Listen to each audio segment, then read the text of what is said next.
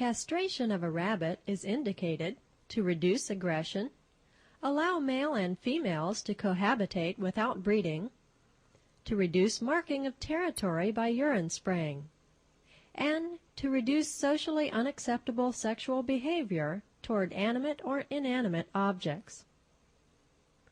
To minimize stress and anesthetic risk, the procedure must be performed as quickly as possible.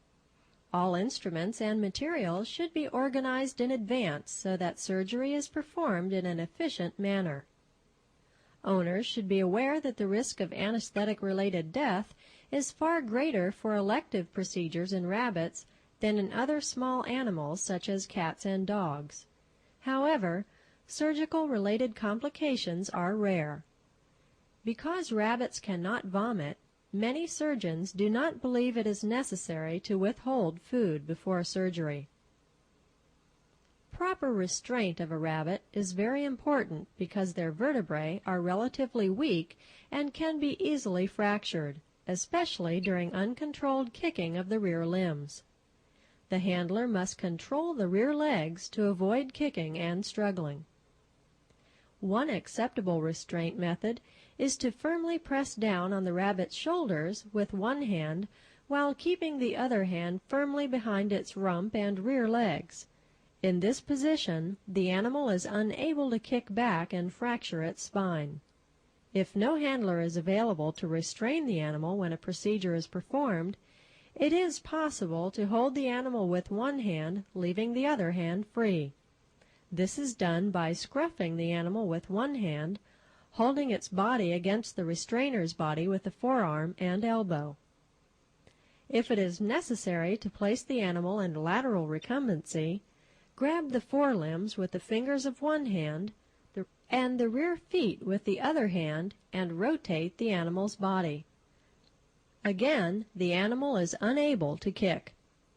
Scruffing while controlling the rear legs is also an acceptable restraint, but never lift the rabbit by its scruff alone.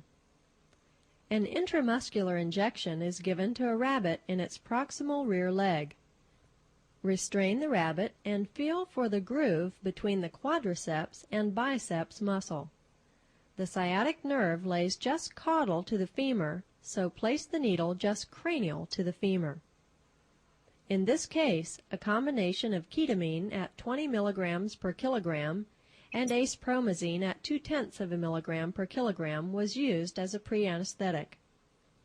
This injection is painful, so after withdrawing on the syringe to ensure that a vessel was not penetrated, quickly inject the drugs.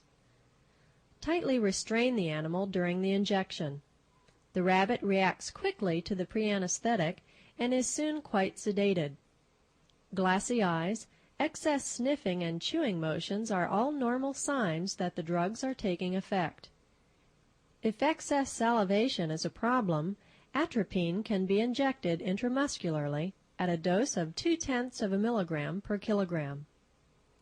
Once the animal can be placed in lateral recumbency without struggling, an ointment to lubricate the eyes is applied and spread over the cornea with the eyelid. Clipping of the genital area must be performed very carefully, since the inguinal skin of the rabbit is paper thin. Clip an area approximately 4 inches in diameter, including both scrotal sacs and the penile sheath. The sacs are quite friable and may easily be nicked or lacerated even with the most careful technique. Be careful to avoid the penis, since it is often extruded from the sheath due to the effect of the anesthetics. Careful preparation will reduce the risk of infection in the area. Perioperative antibiotics are not necessary, just good aseptic preparation of the surgical field. The animal is now induced with a mask using an oxygen flow rate of 2 liters per minute and isoflurane concentration of 3%. The mask can either be held by the anesthetist or taped in place. As the surgery proceeds, the isoflurane can be reduced to 1.5 to 2%. It is necessary to keep the rabbit in a surgical plane of anesthesia throughout the procedure. If the rabbit feels pressure or pain, its normal reaction is to kick, which in this position can cause its spine to fracture or break the sterile field. In addition, the animal can retract the testicles into the abdomen and thus delay surgery.